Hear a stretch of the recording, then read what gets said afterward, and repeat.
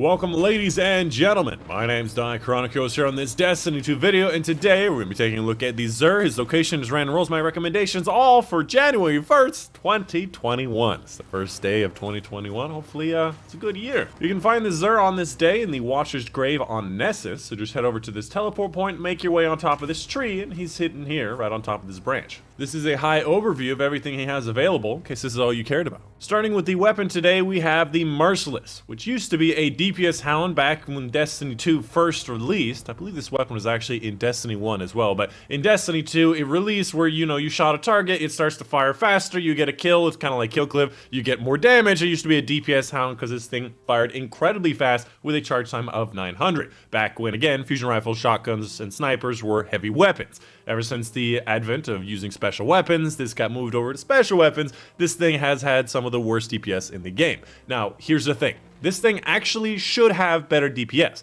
but it has been glitched for over a year now, where this perk doesn't work at all. Where shooting a target with projectiles and that target doesn't die does not actually make you fire faster. I don't know why they've forgotten about this completely, because it's so simple, but this thing just doesn't seem to work, or at least it did not work last season. I can't imagine they made any difference here, because I didn't see anything in patch notes. Which is a big shame, because I believe fusion rifles are definitely underrated for PvE, and this is one of those that can really do a lot of DPS and really should. For the Hunter exotic today, we have the Bombadiers. Dodging leaves behind an explosive that detonates after a short delay, damaging enemies around it. The idea here is that you have basically a free extra damage, like a martyrdom almost, after you dodge away from an enemy, allowing you to perhaps finish off an enemy or stifle an enemy from running after you, something or another. But from my experience, it's just enough of a delay that people can see it and then just walk away from it. It's not something that's that threatening or that quick. As far as the role goes, you'd like to see a lot of mobility and recovery because it is a hunter class, and oftentimes I'm going to be using a lot of dodge on the void subclass, so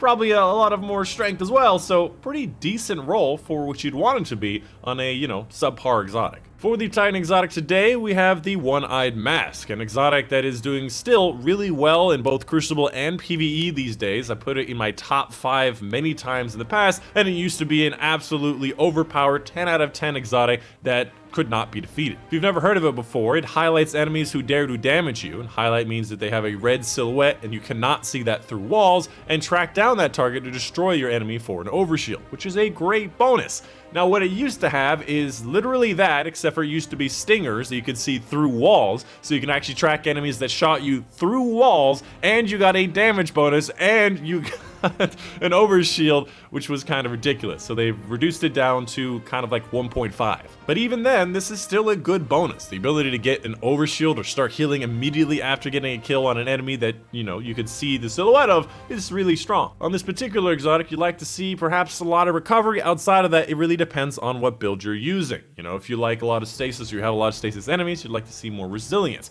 If you're not using the stasis subclass, i.e. that super fast slide, you'd like to see a lot of mobility. But overall, I'd like to say it's a decent role for a pretty good exotic. And finally, for the Warlock exotic today, we have the Astrocyte Verse. If you've never heard of it, you blink further, more frequently, and your weapon's ready quickly out of blink, and radar remains up. So there's 4 things on this that basically makes blink very usable. Now, in my opinion, I think this particular exotic definitely changes up how blink is by a significant margin that makes it much more powerful than it used to be in Destiny 1, where people were using it all the time. I'm not really clear as to why people don't use it more often. This exotic literally solves every single problem that you could have with blink.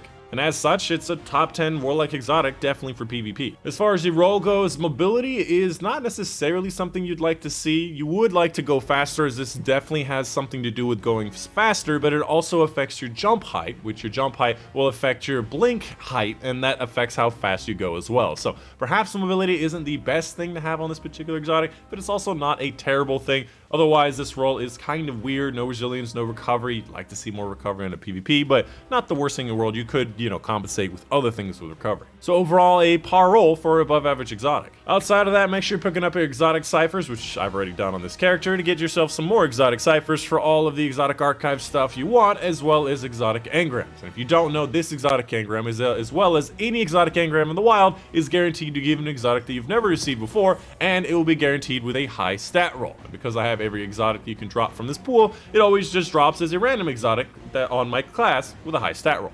Anyways, that is going to be pretty much it. Hey, Stop that. I'm busy. That is going to be pretty much it, the end of the video. Let me know in the comments down below if you have any questions, concerns, tips, tricks, something I missed. Yeah. Also, come make sure you check out the live streams that I have right after these Xur videos. You can see on screen right now the full list of the live stream stuff. I'm going to be playing some raids, some dungeons, some dawning stuff. Come join us. Usually it's open lobbies, and we have a bunch of fun. Yeah, that's the end of it. Hope you guys enjoyed. My name is Dychronic, and I'll see you guys on the next one.